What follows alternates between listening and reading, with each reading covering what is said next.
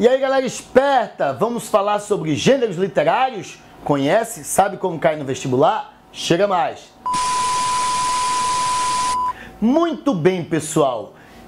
Vamos falar hoje sobre gêneros literários. E o que seriam os gêneros literários? Você sabe muito bem que a palavra nem sempre foi feita com o objetivo de fazer arte, não é? O ser humano sentiu a necessidade de criar as palavras para a comunicação. No entanto, você sabe também que o ser humano é um ser muito inquieto, que sente necessidade de ultrapassar sempre os seus limites. E aí, então, quando ele se cansou de usar a palavra apenas como comunicação, ele decidiu fazer arte com a palavra. E aí, então, os gêneros literários são justamente a maneira de classificar os textos artísticos. A mesma pessoa que definiu literatura, que é Aristóteles, lá na Antiguidade Clássica, definiu também os gêneros literários em sua obra Poética. A obra chamada Poética, ela define as bases da literatura mundial, sob o ponto de vista clássico. E aí, então, é necessário você saber distinguir as formas literárias. Os textos que não são literários não fazem parte dos gêneros literários. Gêneros literários apenas os textos artísticos. Portanto, cartas, tratados, informações, jornalismo, reportagem, são gêneros que não estão dentro do gênero literário. Certo? Então a gente descarta isso daí. Para a literatura, sob o ponto de vista artístico, interessa o gênero lírico, o gênero narrativo e o gênero dramático. Na verdade, o gênero que chamamos de narrativo, quando ele surgiu, ele era conhecido como gênero épico. E eu vou explicar cada um para vocês, tá certo? Primeiro, gênero lírico. O nome lírico, pessoal, veio do instrumento musical lira.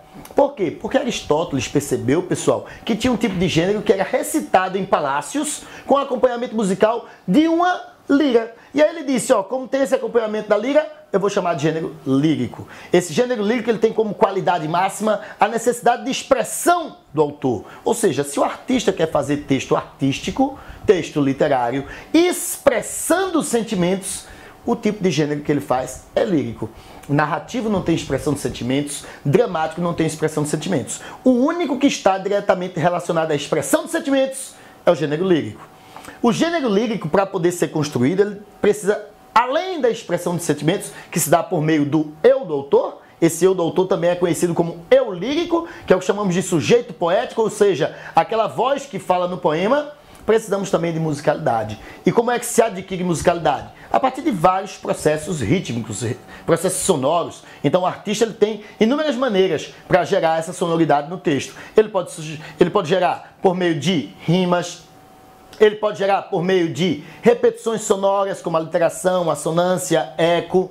Ele pode gerar por meio de métrica. Isso aí fica a cargo do artista, ele quem escolhe. Mas se tem esse eu do autor e tem a musicalidade e junta essas duas coisas, formam o que chamamos de gênero lírico. Anota aí, ó, são exemplos de gênero lírico. O soneto, a sonata, a ode, a elegia, a écloga, o haikai, o heptalâmio. São todos exemplos de gênero lírico, que são as formas poéticas em que o artista expressa sentimentos, ok?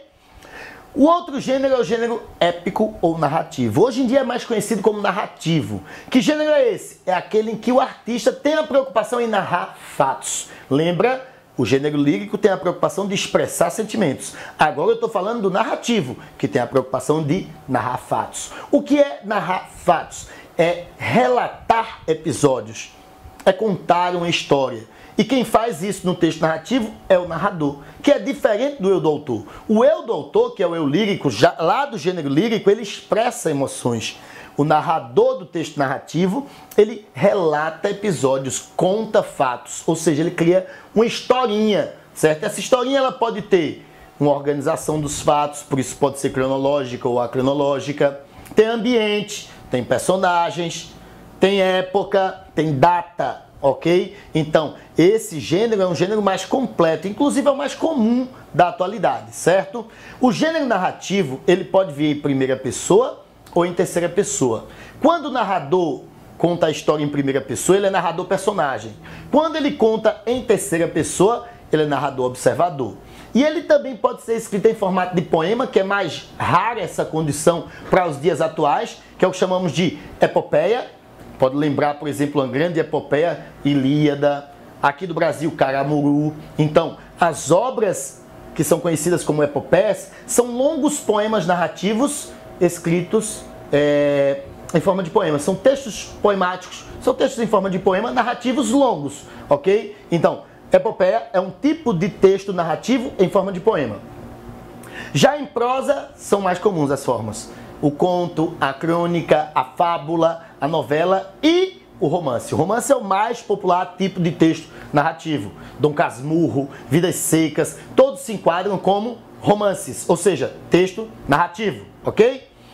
A última forma que chamamos de gênero literário é o gênero dramático. E nesse gênero o autor não tem nem a preocupação de expressar sentimentos como no gênero lírico, nem a preocupação de contar uma história. Nesse gênero a preocupação dele é levar ao teatro, é encenar, é representar, fazer uma cena. Esse gênero ele está diretamente ligado ao teatro, nasceu no teatro. Hoje em dia ele pode incorporar novas formas, como por exemplo a TV e o cinema. Uma das marcas desse gênero é que ele tem que ter necessariamente um cenário, tem que ter figurino, tem que ter diálogos, tem que ter indicação de cena, como o ator deve atuar, tem que ter sonoplastia, tem que ter a descrição do ambiente. Então, esses elementos são elementos típicos de uma peça teatral, que compõe aquilo que chamamos de gênero dramático. Então, gênero dramático faz com que você lembre ator, teatro, representação, diálogos, que são elementos típicos do gênero dramático, tá certo? Ele é o único gênero que vem do começo ao fim com estrutura formada apenas por diálogos, chamada de estrutura dialógica. Por quê? Porque quem expressa sentimentos no texto lírico é o eu do autor. Quem conta a história no texto narrativo é o narrador.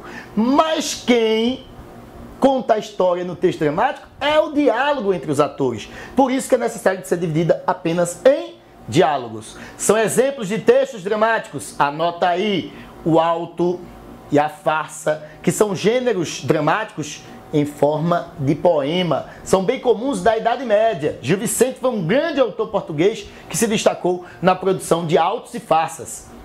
Além de textos dramáticos em forma de poema, nós temos também textos dramáticos em forma de prosa, como por exemplo a comédia, a tragédia, a tragicomédia. São todas representações dramáticas em forma de prosa. Então, ó, em resumo, os gêneros são três. Tem gênero lírico, tem narrativo e tem dramático. Cada um tem um objetivo: expressar sentimentos no gênero lírico, contar histórias no gênero narrativo, representação no palco, texto dramático. Espero que vocês tenham entendido, tenham gostado da nossa aula. Curte e compartilhe em suas redes sociais para ajudar o professor a ficar famoso. Tchau!